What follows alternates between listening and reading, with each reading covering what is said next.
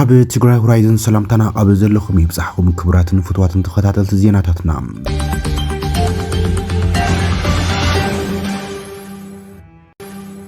ህወሓት ንትግራይ ንግዳማውያን ሓይልታት ኣሳጢሕዋ ተባሂሉ ተኸሲሰሎም ኣብ ትግራይ ኣጋጢሙ ዘሎ ኩለንተናዊ ጸገም መሰረቱ ፖለቲካ ህወሓት ዝወለዶ ምዃኖም ዝጠቆመ እቲ መግለጺ ብህጹጽ ከም ብሔር እንእከበሉም ብሔራዊ ጉባኤ ክካየድ ጻውዒት ቀሪበሎም ኣብ ርእሰ ከተማ ትግራይ መቐለ ዝተኻየደ ኣዘራራቢ ምንጠላ ማህተምን ደብተር ሒሳብ ቁጽርን ዝምልከት ዝወፀ መግለጺ እውን ከነካፍለኩም ኢና ፕሬዚደንት ኢሳያስ ኣፍወርቂ ሓገዝ ቻይና ሓቲቱ ኣብ ዞባ ቀረና ኣፍሪቃ ይረኣዩ ዘሎም ሓደጋታት ንምክልኻል ምትእታው ቻይና ናብ ዞባ ኣገዳሲ ክብል እቲ ፕሬዚደንት ገሊጹ ኣሎ ብዛዕባ እዚ እውን ኣብ ኣስመራ ዝወዓለ ዲፕሎማስያዊ ርክብ ዝምልከት ሓበሬታ እውን ሒዝና ኣለና ተዋጋኢ ሓይሊ RSF ወሳነ ዓወት ከም ዘመዝገበ ተገሊጹ ሰራዊት ሱዳን ድማ ስልታዊ ምንሰሓበ ከም ዝገበረ ኣፍሊጦሎም ብዛዕባ እዚ እውን ክንግረኩም ኢና ትግራይ ሆራይዘን ኣብ ምክታለኹም ክብራት ተኸታተልትና ሰላምታና ኣብ ዘለኹም ይብጻሕኩም ንሰዓት ዝበናይም ዜናታትና ቀንዲ ነጥብታት ኣላይናኩም ናብ ዝርዝራቶም ክንቕጽል ኢና ሰናይ ምክትታል ሰብስክራይብ ላይክ ሼር እንዳግብርኩም ድማ ሳና ዘለኩም ምሕስነት ከተጠናኽሩ ንዕድመኩም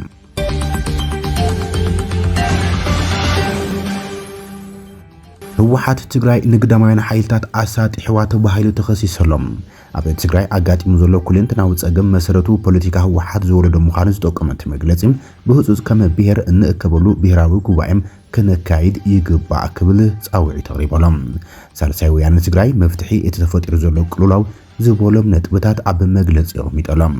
ሰኣን ብሔራዊ ፖለቲካዊ ፍታሕ መሃብ ኩሉ መዳዊ ቅልውላዋት ትግራይ ካብ ግዘ ናብ ግዘም እናተሓላለኹ ድሕሪ ምጽንሖም ኩሉ ነገር በኃይል ናብ ዝፍጽመሉን ጎይቶት ጠበንጃ ናብ ዘዋልድውን ስርዓት አልቦነት በሪኹ ይርከብ ዝበለት መግለጺም ከም ውጽኢት ድማ ግዳማውያን ተቃላዓይነት ትግራይ ኣዝዩ ብዝተጋደለን ደጋዊ ተጻባዕት ሓይልታትን ክምዝምዝዎ ዕድል ብዝፈጥርን ተጻባዕትን ተናሓናሕትን ዕጡቃት ሓይልታት ተፈጢሮም ኣለዉ ኢሎም ዘብዕን ሓለዋን ብሔረ ትግራይ ክኸውን ዝነበሮ ጦርኑፍ ናይ ጸጥታ ሓይሊ ብምብትታን መሳርሒ ጎይቶት ጠበንጃ ብምግባርን ድሌታትካ ብሓይሊ ምፍጻም ንቡር ናብ ዝኾነሉም ዓዘቕቲ ምጥፋእ ተረግሪግና ኣለና ክብልዮም ሳወት ዝገለጽ ሳወት ኣብ መግለጺኦም ንሽግግር መንግስትን ብሔራዊ ጉባኤን ሓዊሱም ጸገማት ትግራይ መፍትሕን መዋጽኦን ክኾኑ ንዝበሎም ሓሳባት እናቕረብን እናተቓለሰን ከም ዝመጸ ብምዝኻር ይኹን እምበር ፖለቲካና ንምዕራይ በቲ ውድብ ይኹን ካብ ካልኦት ውዳበታትን ቅዱሳት ደቂ ብሔረ ትግራይ ንዝመጹ ሓሳባት ጸማም እዝኒ ዝሃበ ህወሓት መጻኢ ትግራይ ንምጽልማት ዝተግሁ ደጋውያን ሓይልታትን ናብ ዝቕልስሉ ብርኪ ኣሳጢሕዎ ይርከብ ክብል ይከሲሶም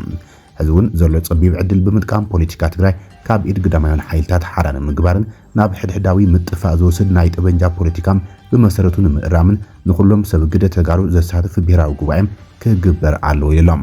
እዚ ድሕነት ብሔረ ትግራይ ንምርግጋጽ ዝዓለመ ጻውዒት ጉህድን ምግባር ሓላፍነት ናይ ኩሉ ቅዱስ ትግራዋይን ውዳበታት ትግራይን ከም ዝኾነ ዝኣምንዩ ዝበለሳወት ንተግባራውነትን ክውርነትን ድማ ጻውዒት ኩሎም ሰብ ግደ ዘድሊ ኩሉ ጻዕር ክገብር ጻውዒቱ ኣቕሪቦሎም ኣብ ርእሰ ከተማ ትግራይ መቐለ ዝተኻየደ ኣዘራራቢ ምንጠላ ማህተምን ደብተር ሒሳብ ቁጽርን ዝምልከት ዝወፀ መግለጺ ክንካፍለኩም ዓለም ለኸ ማሕበር ምሁራትን ሶብሚያን ትግራይ ኣብ ርእሰ ከተማ ትግራይ መቐለ ዝርከብ ጨንፈር ቤት ጽሕፈቶም ብበዓል ስልጣን ህወሓት ተዘሚተ ክብል ከሲሰሎም ነቲ ዘመተ ጨንፈር ቤት ጽሕፈት ዘካየደ ድማ ሓላፊ ቢሮ ትምህርቲ ትግራይን ኣባል ማእኸላይ ኮሚቴ ህወሓትን ዝኾነም ዶክተር ኪሮስ ጉዕሽዩ ክብልም GSTS ከሲሱ ዘሎም እቲ ዓለም ለኻዊ ማሕበር ምሁራት ተጋሩ ኣብ ዘርግሑ መግለጺ ብ22 ሕዳር 2018 ዓ.ም ኣባላት ላዕለዋይ ኣመራርሓ ቦርድ GSTS ና ብዝብል መንነቶም ግና ዘይገለጹ ሰባት ዘይሕጋውን መደናገርን ጽሑፍ ብሽም GSTS ከም ዝወፁ ኣዘኻኺሮም ናይዚ መቐጸልታ ከም ዝኾነ ዝተገመተ ተርእዮ ድማ ድሕሪ ክልተ መዓልታት ማለት እውን 24 ሕዳር 2018 ዓ.ም ኣብ ልዕሊ GSTS ጨንፈር መቐለም ካልእ ዘሕፍርን ዘሕንኽን ተግባር ተፈጺሙሎ ይብል ዶክተር ኪሮስ ጉዕሽ ዝተባሃለም ኣባል ማእኸላይ ኮሚቴ ህወሓትን ኣባል ካቢነ ጊዜያዊ ምምሕዳር ትግራይ ሓላፊ ቢሮ ትምህርቲ ትግራይ ኢልውን ኣባል ቦርድ ዓዲግራት ዩኒቨርሲቲ ብሓይሊ ተሰንዮም ናይ GSTS ጨንፈር መቐለ ማህተምን ናይ ባንክ ሒሳብ ደብተርን ወሲዶም ኣለዉ ክብልዮም እቲ ማሕበር ከሲሱ ዘሎም GSTS ብዓለም ለኸ ደረጃ ኣብ ዳያስፖራ ብኢትዮጵያ ደረጃ ድማ ኣብ ትግራይ ዝተመዝገበም ሕጋዊ ትካል ሲቪክ ማሕበር ምዃኑ ዘዘኻኽረ እቲ መግለጺ ኣነ ዘይቆጻጸሮ ነጻ ትካል ኣብ ትግራይ ፍጹም ክህሉ የብሉን ዝብል ድሕር ኣተሓሳስባን ተግባርን ዝወለዶ መንገዲ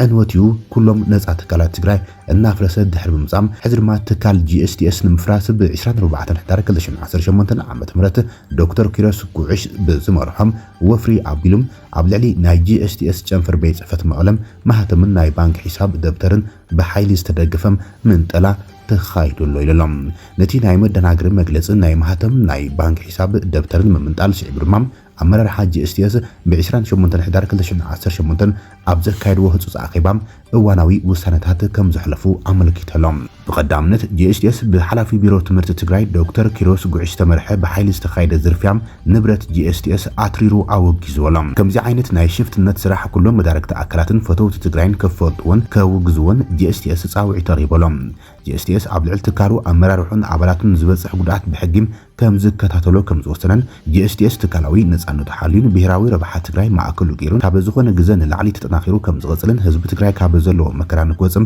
ካብኡ ዝድለ ኩሉ ኣሒሉ ከም ዝሰርሕን ንኩሉ ኣባልን ህዝብን ክንገልጽ ንፈቱ ኢሎም በቲ ተዘሚቱ ዘሎ ናይ ጨንፈር መቐለ ማህተም ተጠቂሞም ብሽም GSTS ዝወፅእ መግለፂ ይኹን ዝግበሩ ርክባት ካብ ዕለት 22 ሕዳር 2018 ዓመተ ምህረት ጀሚሮም ናይ GSTS ከም ዘይኮነም ንመላእ ኣባልናን መዳረክቲ ኣካላትን ህዝብናን ነፍልጥ ክብል እዮም GSTS ኣብ ዘርግሕ መግለፂ መልክት ሰላም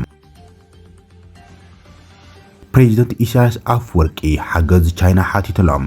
ኣብ ዞባ ቀረን ኣፍሪካ ብምትእታው ሓይላት ሃገራት ዝረኣይ ዘለዉ ግጭታትን ዝፍጠር ዘለዉ ወጥረታትን ምትእታው ቻይና ኣገዳሲ ከም ዝኾነ ዘመላኽት ይክብልም ኢሳያስ አፈወርቂ ተዛሪቦም ፕሬዚደንት ኢሳያስ አፈወርቂ ምስ ቻይናዊ ዲፕሎማት ኣብ ቤት ጽሕፈቱ ተቐቢሉ ኣዘራሪቡ ኢሎም ኣብቲ ሎምን ጎሆ ኣብ ዓዳሃሎ ከተማ ኣስመራ ምስ ብሚኒስተር ሁ ቻንግሹን ዝተመርሐ ልኡኽ ቻይና ፍሉይ ልኡኽ ጉዳያት ቀረን ኣፍሪካ ሚኒስትር ጉዳያት ወፃኢ ቻይና ዘተተኻይዱ ዘሎ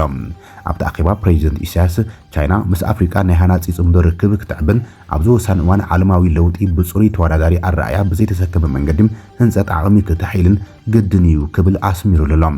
ኢሳያስ ብተወሳኺ ቻይና ኣብ ዞባ ቀረን ኣፍሪካ መብዛሕትኡ ግዜ ብኢድ ኣታውነት ዓበይቲ ግዳማውያን ሓይልታት ዝለዓልን ዝጋደድን ግጭታት ኣብ ምፍታሕ እወንታዊ ኣበርክቶ ክትገብር ከም እትኽእል ጻውዒት ተቕሪብላ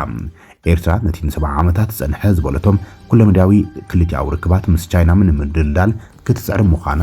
አረጋግጧል ኢሳያስ ሚስተር ሁ ቻንግሹን ወገኑም መልእኽቲ ሰናይ ድሌት ፕሬዚደንት ሺ ጂንፒንግ ና ፕሬዚደንት ኢሳያስ አፈወርቂ ከም ዝመሓላለፎም ቻይና ምስ ኤርትራ ዘለዋ ስትራቴጂካዊ ሽርክነት ንምዕባይ ድልውቲ ምዃናም ደጊሞም አረጋጊጾም ይብል ሓበሬታ ሚኒስትር ዜና እቲ ፍሉይ ልኡኽ ቻይና ብተወሳኺ ቤጂንግ ምስታ ኣብ ህንፀት ዓቕምን ርእሰ ምርኮሳን ዝተሰረተት ኣፍሪካ ዘለዋ ሽርክነት ከተደልደልን ምዃና ብምግላጽ ብተወሳኺ ሕድሕዳዊ ምክባር ኣብ ምድጋፍ ሉዓላውነት ግዛኣታዊ ቅንዕናን ዝተመርኮሰም ርክባት ንምሕያል ቻይና ዘለዋ መርገፂም ደጊማ ኣረጋጊጻላ ይብል ኣብቲ ኣኼባ ድማ ሰበስልጣናት መንግስቲ ኤርትራ ከምኡን ልኡኻት ሚኒስትር ጉዳያት ወፃኢ ቻይና ተሳቲፎም ኣሎም ተዋጋኢ ሓይሊ RSF ወሳነ ዓወት ከም ዘመዝግበ ሓቢሮሎም ሰራዊት ሱዳን ድማ ስልታዊ ምንስሓብ ከም ዝገበረ ፍሊጦም ንሱ ወታደራዊ ሓይልታት ቁልጡፍ ሃብቲ ደገፍ ወይ ድማ RSF ኣብ ሱዳን ኣብ ዝርከብ ኣውራጃ ደቡብ ኮርዶፋን ዝርከብ ስትራቴጂካዊ ዕድና ነዳዲም ሄግሊግ ኣብ ትሕቲ ቁፅሮም ከም ዘውዕልዎ ገሊፆም ኣብቲ ሎምሶኒ ኣጋምሸት ብወታደራዊ መንግስቲ ዕጡቕ ሓይሊ ሱዳን ሳፍ ካብቲ ከባቢ ከም ዝሓበ ድማ ብዘውፅኦ መግለፂ ድሒሩ ኣመልኪቶም እቲ ማእኸል ዕድና ነዳዲ ኣብ ዝርከበሉ ቦታ ሓላፊ ናይቲ ምስ RSF ዝተኣሳሰር ሲቪላዊ ምምሕዳር ዮሴፍ ዓልያን እቲ ምቁፃር ትካል ኣብ ትሕቲ ምዋሃዱ ከም ዘጋጥሞም ኣብ ዝሃቡ መግለፂ ረጋጊጾሎም ፍሉይ ብቑዕን ዝሰልጠነን ሓይሊ ንምድላው ንሜዳ ሄግሊግ ንምሓስን ትካላት ነዳዲ ካብ ዝኾነ ይኹን ተግባራት ምብስባስ ወይ ድማ ንድሕነቶም ክጸሉ ዝኽእል ስጋታት ንምክልኻል ንሕግዝና ኢሎም ሜዲ ሄግሊግ እቲ ዝዓበ ናይ ሱዳን ምውፃእ ነዳዲ ኮይኑ ከምኡውን ቀንዲ መመስርሒ መሳለጥያ ናይ ጎረቤት ሃገር ደቡብ ሱዳን መስመር ነዳዲ ከም ዝኾነ እዮም RSF ኣብ ደቡብን ማእኸላይን ክፋላት ሱዳን ዝያዳ ከባቢታት መሓዝ ሰራዊቱ ዓቕምታቱን የጠናኽር ከም ዘሎ እናተገለጸ እዩ ካብ ዳርፉር ንምብራቕን ደቡብን ምእታው ድማ እናተረጋገጸ እዮም ዝሓለፈ ሰሙን ነታ ከም ኣፍ ደገ ዳርፉር ትረአ ከተማ ባባኑሳ ምዕራብ ኮርዶፋን ንምቁፃር ዝንቀሳቐስ ዝነበረ RSF ሕዚ ድማ ንሄግሊግ ምቁፃሩ ኣዘራራቢ ዜና ዓወት ኮይነሎም እቲ ናብ ምብራቕ ገጹ ናብቲ ግዙፍ ዞባ ኮርዶፋን ዝግበር ምድፋም ናብቲ ኣብ መጀመርታም ናይ ዝዓመት ሰራዊት ሱዳን ተቆጻጽሮም ዝነበረ ከባቢታት ናይ ምስፍሕፋሕ ምንቅስቃስ ከም ዝኾነ እዮም እቲ ናይ RSF ድፊት እውን ርኡይ ናይ ምውላዕ ዕድላት ክልወ ዝኽእል ኮይኑ ማእኸላይ ሱዳን ዓብዪ ወታደራዊ ረፅሚ ክህሉ ይኽእል እዩ ዝብሉ ስጋኣታት ዓብዮም ኣሎም ندوب رحقو أب كردفان عقر ورق السودان كمون ندادي إزركبولهم كبابيتاتيوم هجليك أب رحق دو نايت زوبا إزركب كوينم أب زحلفو سمنات برتع وقت خايد اليوم RSF تحستاتهم نمسفح أب حيال وقي أمزركبهم أبو رحنا حسب متقعد سبو عالبون فرتي سب سلطان أبتي ميدا نجزيوم سرحيتات دو كبلو عقديدو مينيروم حد منشي سراويت ممنزع هيجليج كاب سراوي سودان زرقاقز حبريتا أكافيلوم سراوي سودان نمسالات أتات ندادي نمحلاون قدعات نمكل خالون كبل كاب تخبابي كمز السحابة اتبع سلطان قليزهم عليان حجي ممحدارون أبت ندادي بمقتاوك أب حد ككلاخلو أبزفتر حيل أمام تراي كمز قدبو قليز الله سراوي سودان حارنت زوبا ندادي هيجليك أب حارنت ملع عدي كاندي نتبويو كبل RSF أب زوز مجلس حبير لهم حدش مزيت تقصى مهندس ني AFP أب زهاب حبريتام سراويتن أبت ندادي زنور سرحتنياتن نابدو السودان كمستسدد يزغلز أب تقاتي ندادي دو السودان زحالفلو ميدا زركب ممسرح فابريكاون تعاصيو كمزلو أتي مهندس قليس لهم سودان كاب مايزا كلتشن سران سلسن جميرا أب مونغو سراوي سودان RSF أب كبير حداو كي أتركب اتججت بعسرت أشحاز وزر سبات كقتلن كلهم للعسرت 2 مليون كاب من بابروم أما زابيلهم 30 مليون سبات دما سبا حجز نكتصبيو مخنيات كوينو يبل صبصاب ودو حبات حجرات